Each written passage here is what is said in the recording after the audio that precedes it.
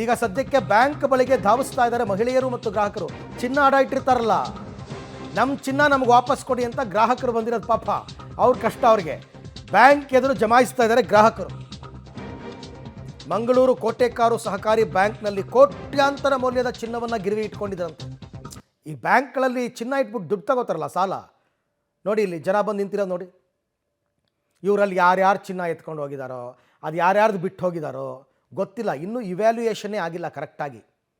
ಎಷ್ಟು ಮೌಲ್ಯದ ಚಿನ್ನ ಅಂತ ಇವ್ಯಾಲ್ಯೂಯೇಷನ್ನೇ ಆಗಿಲ್ಲ. ಒಂದು 5 ಕೋಟಿ ಇರ್ಬೋದು, 10 ಕೋಟಿ ಇರ್ಬೋದು ಅಂತ ಸುಮ್ಮನೆ ಒಂದು ಅಂದಾಜು ಅಂತಾರೆ ಅವರು.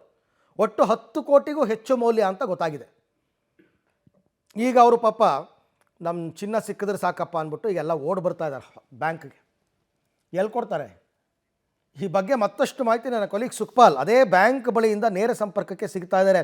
ಸುಖಪಾಲ್, ಪೊಲೀಸರಿಗೆ ಒಂದು ಟೆನ್ಷನ್ ಆದರೆ ಗ್ರಾಹಕರಿಗೂ ಇನ್ನೊಂದು ಟೆನ್ಷನ್ನು, ನಮ್ಮ ಚಿನ್ನ ನಮ್ಗೆ ಸಿಕ್ಬಿಟ್ರೆ ಸಾಕು ಅಂತ ಸಹಜವಾಗಿ ಬ್ಯಾಂಕ್ ಹತ್ರಕ್ಕೆ ಬರ್ತಾ ಇದ್ದಾರೆ. ಈಗ ಏನು ಬ್ಯಾಂಕ್ ಅವ್ರು ಏನು ಉತ್ತರ ಕೊಡ್ತಾ ಇದ್ದಾರೆ ಇವರಿಗೆಲ್ಲ, ಏನು ಎತ್ತ ಅಂತ?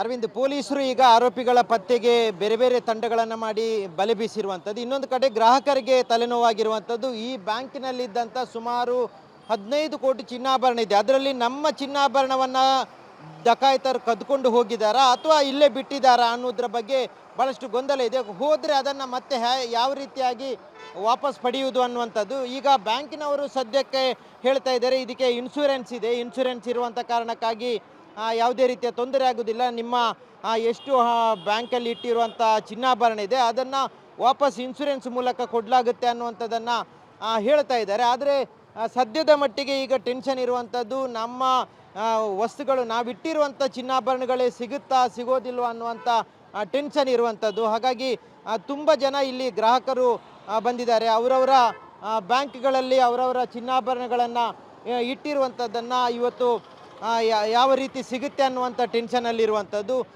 ಇನ್ನೊಂದು ಕಡೆಯಲ್ಲಿ ಪೊಲೀಸರು ತನಿಖೆಯನ್ನು ಮಾಡ್ತಿದ್ದಾರೆ. ಆರೋಪಿಗಳ ಪತ್ತೆಗೆ ಬೇಕಾದಂಥ ತಂಡಗಳನ್ನು ಮಾಡಿ ತನಿಖೆಯನ್ನು ಮಾಡ್ತಾ ಇದ್ದಾರೆ.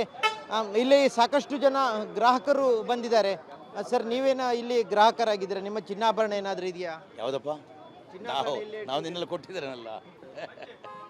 ನಾವು ನಿನ್ನೆಲ್ಲ ಕೊಟ್ಟಿದ್ದೇವೆ, ಇನ್ನು ಮುಂದಕ್ಕೆ ಕೊಡೋದು ಅಂತ ವಿಷಯ. ಹಾಗೆಲ್ಲ ಈಗ ನಿಮ್ಮ ಚಿನ್ನಾಭರಣ ಏನಾದರೂ ಇದೆಯಾ?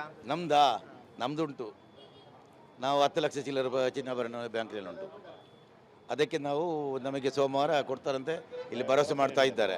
ಅಲ್ಲ, ನಿಮ್ಗೆ ಈಗ ಭರವಸೆ ಕೊಟ್ಟಿದ್ದಾರೆ ನಿಮ್ಮ ಚಿನ್ನಾಭರಣ ಇದೆಯಾ ಅನ್ನುವಂಥದ್ದು, ಅಥವಾ ಡಕಾಯಿತರು ಕೊಂಡೋಗಿದ್ದಾರೆ ಅಲ್ಲ, ಅದು ನಮಗೆ ಗೊತ್ತಿಲ್ಲ. ನಾವು ಅಡವಿಟ್ಟದು 10 ಲಕ್ಷ ಚಿಲ್ಲರೆ, 11 ಲಕ್ಷವರೆಗೆ ಚಿಲ್ಲರೆ ಆಗ್ತದೆ ಟೋಟಲ್. ನಿನ್ನೆ ನಮ್ಮ ಕೃಷ್ಣ ಅವರಿದ್ದಾರಲ್ಲ ಅಧ್ಯಕ್ಷ, ಅವನು ನಮಗೆ ಭರವಸೆ ಕೊಟ್ಟಿದ್ದಾನೆ, ನಿಮ್ಮ ಚಿನ್ನ ಯಾರ್ದು ಹೋಗಲಿಕ್ಕಿಲ್ಲ, 100% ಹೋಗಲಿಕ್ಕಿಲ್ಲ.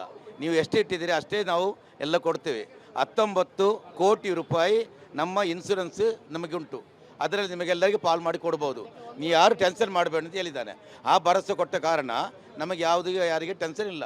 ಸೋಮವಾರ ನಮಗೆ ನಮ್ಮ ಪಬ್ಲಿಕ್ಗೆ, ಬಡವರಿಗೆ ಈ ಚಿನ್ನಾಭರಣ ಇಟ್ಟದ್ದನ್ನು ಅವರಿಗೆ ಅನುಕೂಲ ಮಾಡಿ ಕೊಡೋದು ನಮ್ಮ ಬ್ಯಾಂಕಿನವರು, ನಮ್ಮ ಸರ್ಕಾರದ್ದು, ನಮ್ಮ ಪೊಲೀಸ್ ಇಲಾಖೆಯವ್ರದ್ದು ಸವಲತ್ತು ಗ್ಯಾರಂಟಿ ಕೊಟ್ಟರೆ ಸಾಕಷ್ಟೇ ಇರೋದು, ಮತ್ತೆ ಯಾವುದಿಲ್ಲ.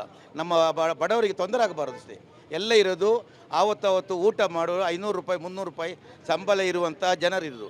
ಅವರು ಹೊಟ್ಟೆ ಪಾಲಿಗಾಗಿ ಅವ್ರು ಏನು ಮಾಡ್ತಾರೆ, ಅರ್ಧ ಪೌನು 1 ಪೌಂಡ್ ಬಂಗಾರ ಚಿನ್ನ ಉಂಟಲ್ಲ ಬಂದು ಇಡ್ತಾರೆ.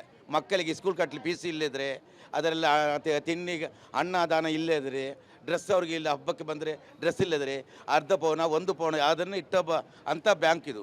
ಈ ಬ್ಯಾಂಕಿನವ್ರು ಇನ್ನು ಮುಂದಕ್ಕೆ ಉಂಟಲ್ಲ, ಇವರು ಸವಲತ್ತು ಮಾಡಲಿಲ್ಲ.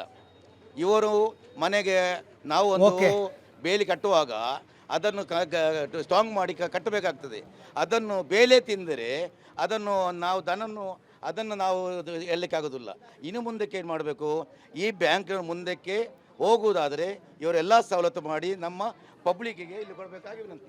ಅರವಿಂದ್, ಇದು ಇಲ್ಲಿನ ಗ್ರಾಹಕರ ಮಾತು. ಇವತ್ತು ಇನ್ಶೂರೆನ್ಸ್ ಇದೆ, ಅದರ ಮೂಲಕ ಸೋಮವಾರದ ದಿನದಂದು ಎಲ್ಲ ವಾಪಸ್ ಕೊಡ್ತೇವೆ ಅನ್ನುವಂಥದ್ದನ್ನು ಬ್ಯಾಂಕಿನವರು ಹೇಳಿದ್ದಾರೆ ಅನ್ನುವಂಥ ಮಾತನ್ನು ಗ್ರಾಹಕರು ಹೇಳ್ತಾ ಇರುವಂಥದ್ದು. ಅರವಿಂದ್.